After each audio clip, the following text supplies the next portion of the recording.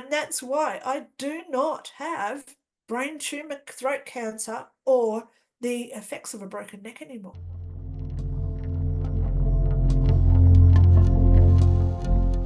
This is part 2 of talking to Lynda Cramer.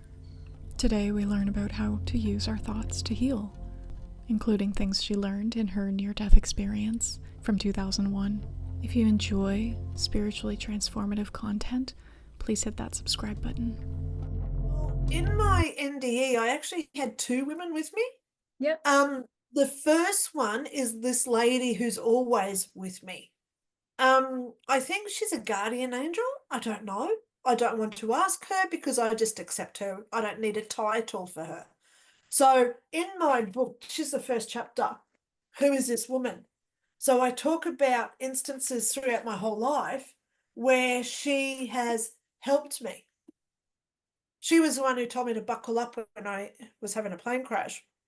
She was the one who pushed me out of the car when I broke my neck when I was 20. So she's been with me all the time. She was like my tour guide when I died. She was the one tapping me on the shoulder and telling me, hey, it's time to go now. We've got to go to the next part. But then we've got my great-great-great-great-grandmother, who I spoke with her for probably 18 months. And she was the one who told me, so there's her when she's explaining the tunnel to me. So there's me in my pajamas. There she is with the tunnel. Her name was Karina, my great-great-great-great-grandmother. So she told me all about her life back in the 1820s. She told me all these relatives who I found out were all real because I Googled them when I woke up. She told me addresses, birth dates, death dates, all this information, how to make furniture, how to make clothing when you don't have a sewing kit. So she spent months telling me all this, how to make an axe. So months and months she told me all this information, but then she started telling me about my life. So from 2001, she said, you've got to remember this date because this date is when you will conceive your own child. So thank goodness I remembered that date because now I've got Natasha, my daughter. Yeah, she was born in 2006. I died in 2001, and she told me the date. She told me that I'd worked with the police for 10 years, and I did, from 2002 to 2012. So how did she know all this stuff? Because, oh, that's right, because there's no time there. So she knows it all concurrently now. She told me about earthquakes. She told me about that tsunami. She said 500,000 people will perish under the waters.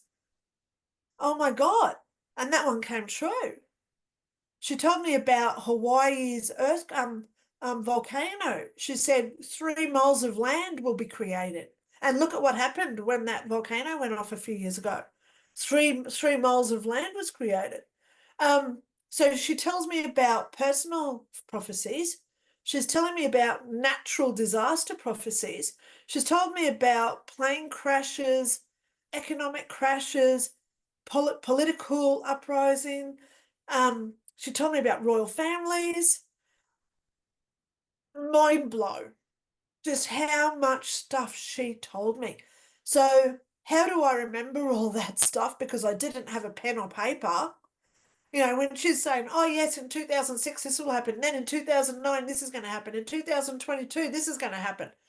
And it's like, hang on, I'm trying to remember all this stuff. So now when I meditate, I go back there and I just try to remember some of the stuff that she told me about because it comes to me in just little bits at a time. Oh, that's right, she mentioned that. So yeah, so that's why I do like prophecies and there's just a little bit of information there because that's the bit that I've recalled from, you know, it's like saying go back to when you were 10 years old and tell me everything you did on every 365 days when you were 10. So you might remember your birthday and then you remember the day your uncle died, but then what happened on the other 364 days? So you've got to go back into that like regression hypnosis where you type Yes. See what I mean? Yeah. So I go back into my memories and I think, oh, that's right, she told me about that, you know? So, yeah, because there was just so much there, so much. Lynda, Um, why do you think she told you? Why do you think she told you all that stuff? I have no idea. Maybe Yeah. she was just a gossip. I don't know. You know, maybe she just wanted to blab. Oh, hi, Linda, you've got to know all this. Thank you so much for being here. But why her as well? You know? Yeah. I've got uncles and I've got cousins that have died. Why didn't any of those come who I knew? Why her from 4 generations before who, I knew my grandmother's name. I knew my grandmother's mother's name, but don't tell me, oh yeah, I know her surname. But don't tell me about who her sisters or uncles or anything else was. And that's only going back 3 generations and it's still very limited information. So when she went, she was great, great, great, great grandmother. So she's back 5. And, when she started talking about stuff, and I'm like, oh, yeah, I remember that. So I start Googling it and I think, oh my God, there's the block of land that she was telling me about with the river behind it and the intersection. It's still there now. It used to freak me out. It still excites me, obviously, when something comes true, and even when it's a bad thing that comes true, we've got to remember that we all sign up to do what we go through on in these lives. Our souls are eternal. And we all sign up to have bad stuff happen to us, so we learn lessons. So even when something like that tsunami that killed 500,000 people, those sort of events, when it came true, as much as I was crying and I was upset watching the footage and I just wanted to burst out and say, oh my God, swim, swim, please get out. But then half of me is saying, yes, it's true. She told me the truth. So I get this weird sensation of being tugged both ways. And it's hard. It is hard because I'm such an empathic, caring person. Um, but I still have to give myself that little fist pump where I say, yes, another one that she told me about, and it doesn't make me any less empathic. It doesn't make me any less caring. It's just me confirming that what I went through was actually real.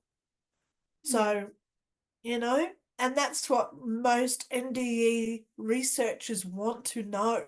They want to know that is it real moment.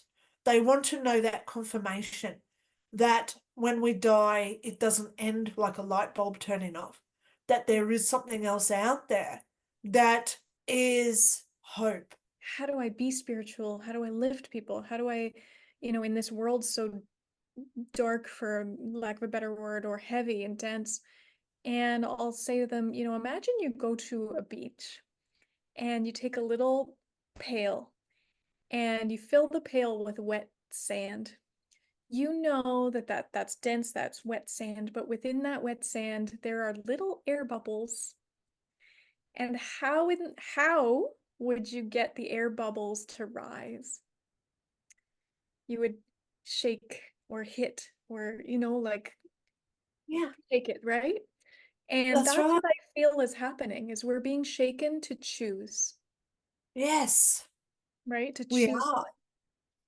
You And know, every day, and I'm finding this now with a lot of people all around the world, every day now, people are getting put into these, what I call opportunities, where they have to make a choice. They can be angry, self deserving, conceited, nasty types, or they've got that option where they can be nice to another person. I look at when I was a kid, like 50 odd years ago, as I'm getting older now. Um, back in the 1960s, we didn't have that choice because I remember going outside and your neighbours were nice. You'd be able to play with your neighbours' kids. Everyone just played on the street. But then they started building fences. Isn't it funny how fences started being built in about 1970? So now we've got that division. So we're losing that community-based emotional state where it's almost like it was a psyop type event, allegedly, right? Where they were doing this deliberately so we'd stop talking to our neighbours. And when we stop talking to each other and being connected with others, that's when we lose that energy. So, we get tested every day that I know if I don't get a hug from my friends or my daughter at least once a day, my energy starts going downhill. So I sit here and I hug myself, or I go and hug a tree because trees are full of electron, which is electromagnetic forces. And that's what gives us our psychic abilities, by the way. So I do a lot of sound healing, and I do a lot of twirling because it's the movement of energy is what we need to create. If I just sit here and I yes, I'm creating energy. But if I do this with my hands and I say I'm actually creating about 10 times the amount of energy because of the friction involved with my movements. So dancing, look what they did with dancing. Back in the 70s, everyone used to dance. Discos were everywhere, dance floors. Get on the dance floor. But look how fast they got rid of those because they realized, and we all know who they realized that by dancing, we're actually lifting our vibration and there's no mental health. So they don't want us connected. They don't want us moving. So now they're trying to put us all into these little concrete little jungles of unit complexes like I'm in now. And I know I'm here to experience this, so I learn from it. Okay. So I'm grateful that I'm here now with what's going on. But at the end of the day, we have to see past what our reality is. So this is where we have to be aware of what's going on. And we don't put our emotional connection into it. We don't get attached. Like I said, in heaven, we sit and we contemplate and we become, because our thoughts create what we want. If we think, oh my God, I'm sick today, I've got to go to the doctor, we're going to create ourselves to be sick. So the more we think about how sick we are, the more sicker we get. And if we say, oh, wow, I'm so excited today. Today's going to be a great day. I'm so excited. Look how my energy is instantly changed. Sicknesses and illnesses do not exist in a higher vibrational state. So one thing a lot of people know about me, because I'm easy to share this, I've been diagnosed with a broken neck because I did that in a car accident when I was 20. My x-rays show that C2, C3 are not connected in my neck. I should be a quadriplegic. So why aren't I? 2017, I was diagnosed with a brain tumor, but as you can see, I've had no surgery. This is my hair. I've had no chemotherapy, but I do not have a brain tumor today. It's gone. And it was only 2 years ago that I was diagnosed with an inch cancerous lump in my throat. So I've got a broken neck, brain tumor, and cancer, but I don't have them anymore because I've cured them. Because I live in a higher vibrational state where I commit myself daily to be happy. I live by my daily affirmations of I am, I have. I have little post-it notes all through my house. I am, I have. I am what? I am sick today, so I've got to go to the doctor. Well, we create that. Or am I healthy? Am I excited? Am I thin? Am I learning? And then we say, I have my health. I have happiness. I have great friends. So the more we tell our brain what we am and have and do, I do health. I do look after my body. I do have great friends. So the more we put that emphasis of energy into what we are, I am healthy, the more we create it. And that's why I do not have brain tumor, throat cancer, or the effects of a broken neck anymore. It was only on Monday. Today's Wednesday, so it was 2 days ago for me. I spoke to a lady in the USA. She has had chronic pain for 5 years. She contacted me and she said, this pain down my side has not stopped in 5 years. They can't work it out. I'm on all these pills, but they're not working. So we worked together and I said, this energy is not from you. It's the weight on your shoulders from you stressing over everything else going on with everybody else. And I said, let go of what's going on with your mum. Let go of what's going on with your job. Let go of what's going on with that person. And then we started to do some exercises, how to raise our vibration up. Because I teach all this on my YouTube channel. I talk about it in my books. And guess what? She said, Lynda, the pain is gone. She emailed me last night.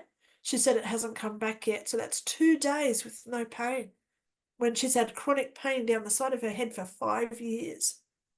I said, the more you tell yourself it's gone, do not have permission. Keep telling yourself, I do not give myself permission to have this pain. I cast it out. It's gone. So she was doing all this with me on a Zoom call. So what a great confirmation that was. So why did I do that for her? Because I do it for everybody. I will do it for everybody on the planet. And I don't care where they live. I don't care what their religion is. I don't care how much money somebody has. I try my best to help everybody. I freely have my phone number and my email address on my website. So anyone, regardless of what they are in life, because I don't judge anybody. Giving ourselves those I am statements, and I have and I do. When you work with people, or just your beliefs or feelings about this, because I do work with people that say they have a week streak where they're saying those things to themselves, and then they have a couple days where they're feeling down and they get caught up in life. Does that negate? Is that the right word? Does that Yep, that's the get word. rid of everything that they did? Or No. As I've always said, we can never always just be positive, Hillary. Mhm. So when we go 10 feet forward and then we go 28 steps back, don't feel bad for those 28 steps backwards. Never feel bad about those, because we need those, because A, we're only human, and two, it shows that we're balancing out that energy. Everybody has to balance out that energy. And that's why I don't judge anybody. You know, I spoke to a guy who was a really bad alcoholic, and he said, oh, I went on a bender last night. Do you forgive me? And I said, why do I need to forgive you for? Because I accept you for who you are without that judgment. And I said, I look at you as a person trying your best in a world gone mad. Of course, there's going to be days that trigger you and upset you. But the thing is, you went on your bender and then you got back up and you tried your best. You didn't stay down there. So when someone says to me, I go 3 feet forward and then I go 28 steps back, thank God it was only 28, because it could have been 328 steps backwards. So we give ourselves that praise. We give ourselves that recognition. Thank God we're trying our best in this world gone mad. We give ourselves that reward of self-worth, even in our bad days, because we're trying our best. And if tomorrow we have to spend the day on some sort of medication in bed because we're just trying to struggle with what's going on, well, take that as a day off. We need those days off. So don't beat yourself up if we ever have those. I have days where I just stay in bed all day. I get my daughter to school, I just go back to bed. I meditate and I say, no, I'm taking a day for me. And how gracious am I to me and my love for who I am when I say, Lynda, you do so much for other people. How about you take a day out for you? So how can we ever say we're having a bad day?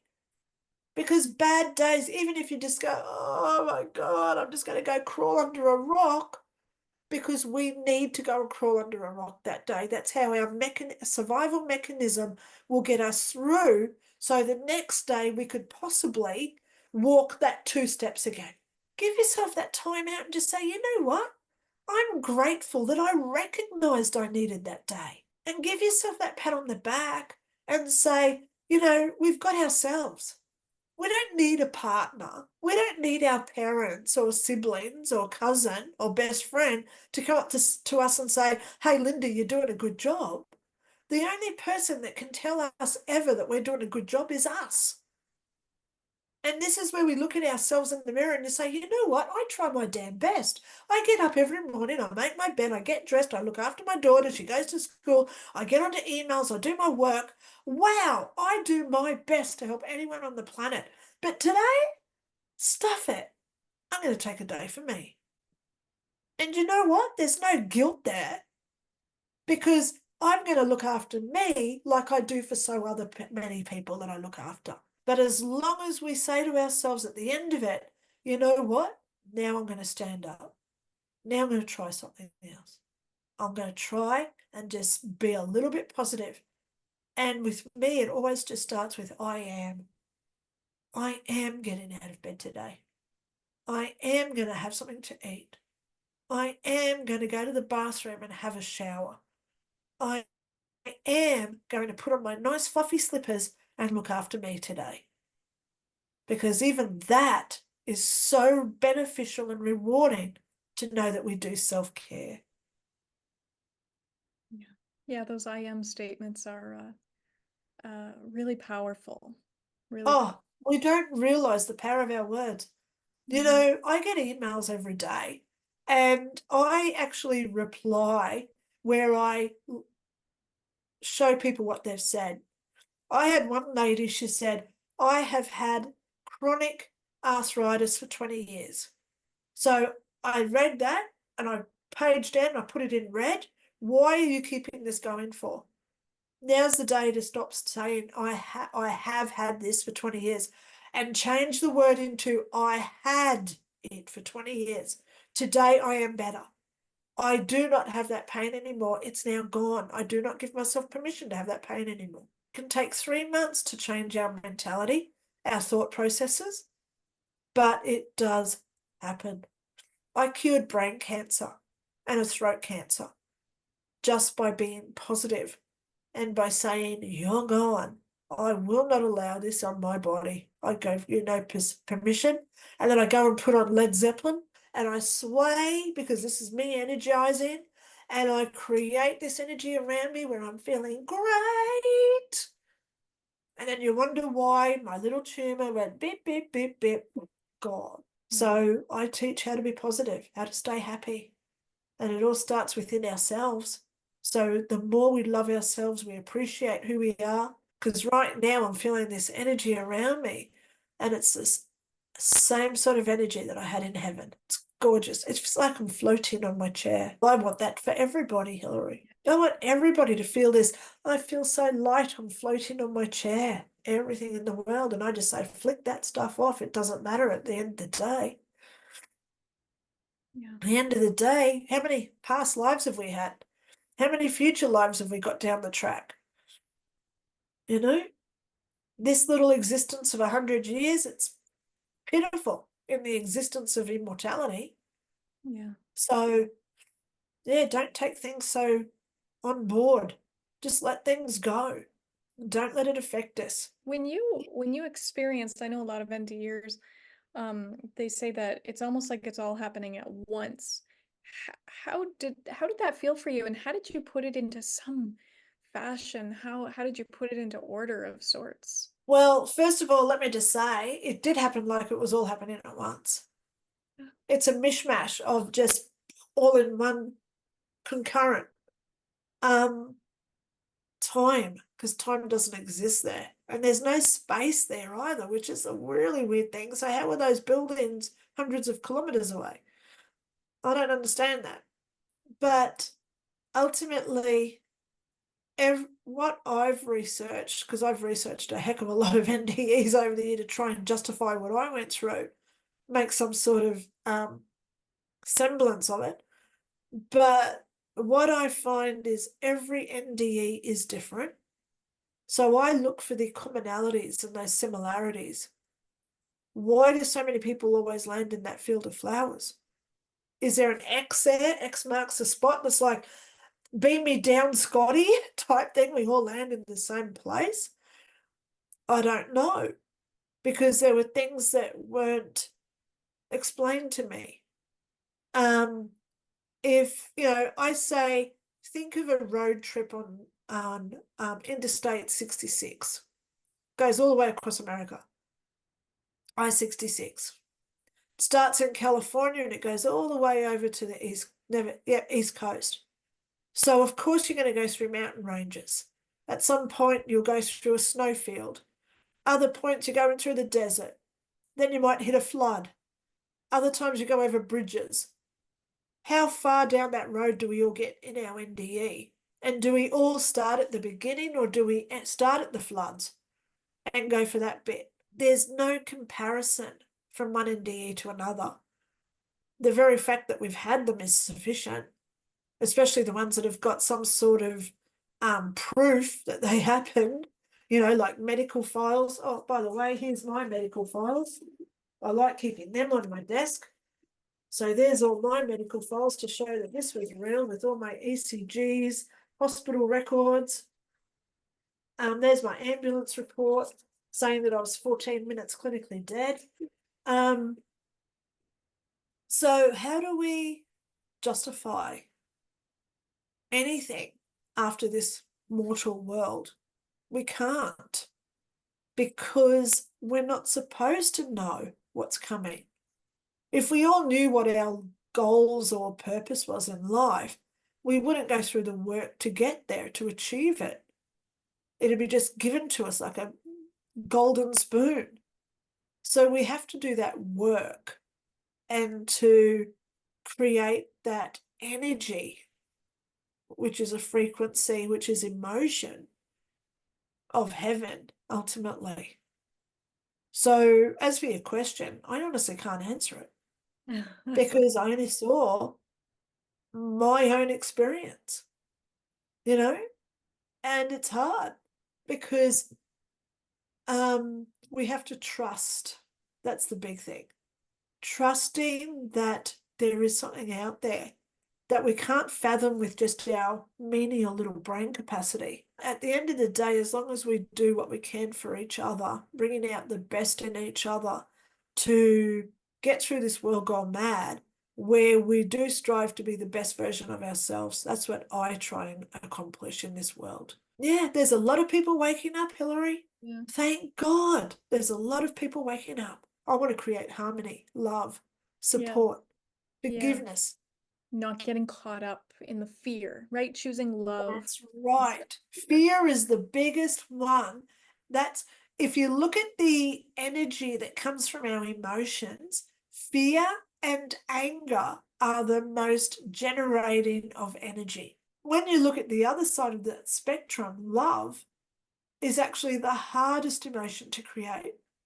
Look how many people fall in love instantly and then they fall out of love within a month. Look at married couples that are married for 20 years and they virtually hate each other. They're just staying together for the kids or for the money, for the financial side of it.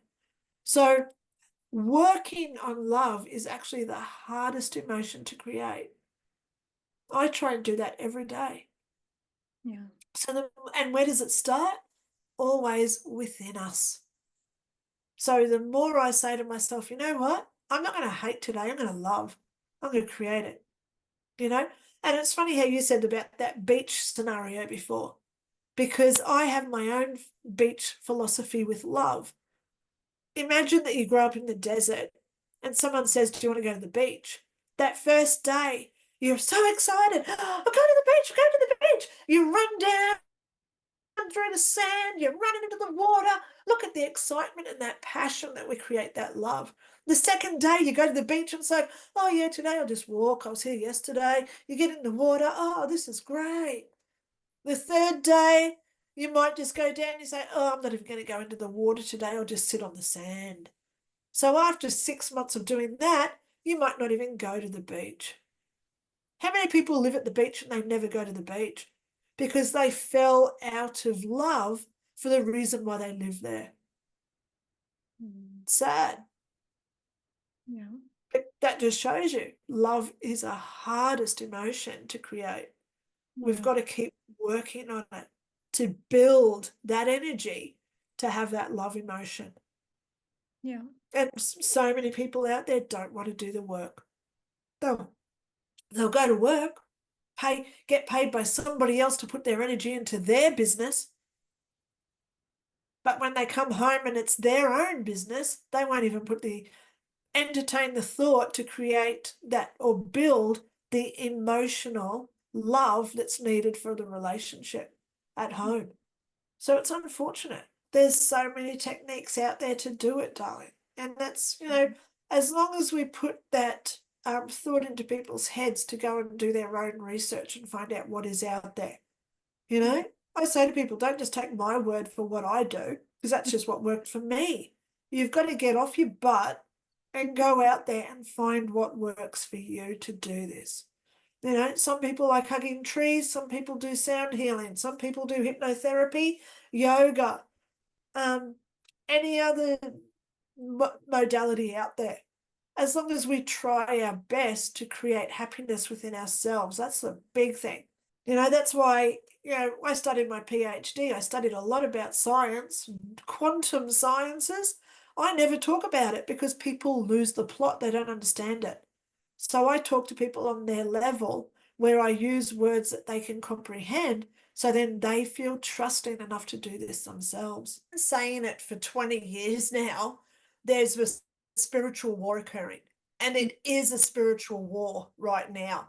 There's good and bad energies, which, we always have to have negative and positive electrical forces, energy, right? If we didn't have negative, then positive would just dwindle out and not exist. So we've always got to have that yin yang of energies.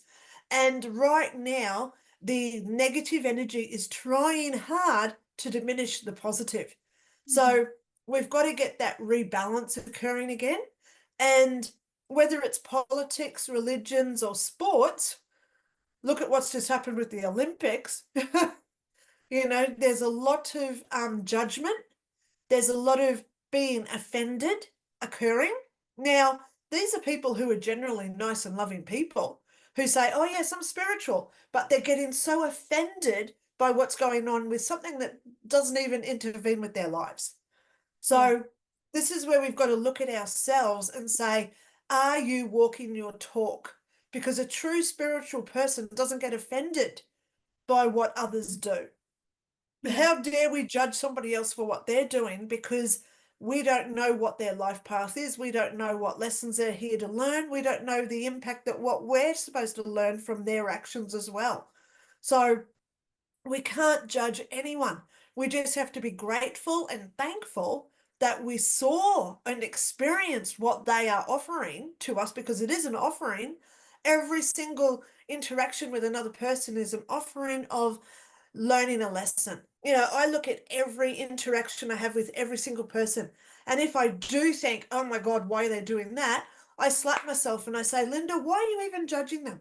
Why ask the question why? We don't know what they're doing. We don't know why they're here.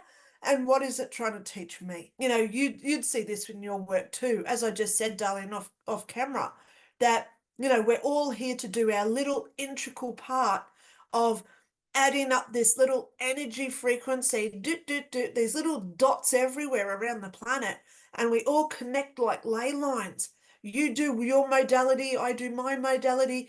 We've got Reiki healers, we've got other energy healers, we've got the tarot people, we've got the monks and those gurus that doing their sound healing. We're all in this together. And when we look at it as a together unity, that's when we've really got to open our eyes and say, why am I judging who does what? I try my best in my practice to have people to see, I'll say from your neighbor to the homeless person, to the person in the grocery store pissing you off. We are all the same, the oneness looking out different eyes. So how can Mhm. we go around judging? You know what? So That's right. it You know, helps. so I'm an educator and I'm an instigator. You know, there's some people who really don't like me, Hillary, because I bring the awareness of what they're doing. So if they want to change and become better positive people, they have that option. Some people don't know being sarcastic is actually a negative emotional state. So how do we know what being sarcastic is unless someone says, "Are you aware that when you do this, you're actually doing that to belittle somebody else, to bring them down, to make yourself look better?" So you've got to look at your own self-worth as to why you have to diminish others so then you feel like you're better than them. Yeah. But ultimately, we all have to self-analyze ourselves. You know, that's the only way we heal and truly get through any past traumas or issues that we've got grudges and regrets, because even though I didn't go to hell, I know that there is a hell state that we create with our own perception of our consciousness. And we go to that hell when we feel guilty over things that we've done in our own lives. And we blame. Blaming and guilt is what sends us into those negative torture chambers of emotional hell where um, it's hard to get out of. It really is, unless they heal. So I teach people now how to heal so we don't have to go through it when we're in our life review. Here's my life review, as we were talking about before, with the box with these big three energy beams. And why wait till then to do it? Start healing now so we learn our life lessons. So next time we come back here in another incantation of reincarnation, we're so much better soul workers by then, you know? And that's how we're going to win the spiritual war, by starting today, by healing what we've done in the past or what others have done to us in our past. Heal what other people do to us and let it go. People say to me all the time, they say, "How do you feel knowing that a guy killed you?" Now that's big. That's big because I know what happened, when I died in America, and I don't like talking about it because it was a criminal act.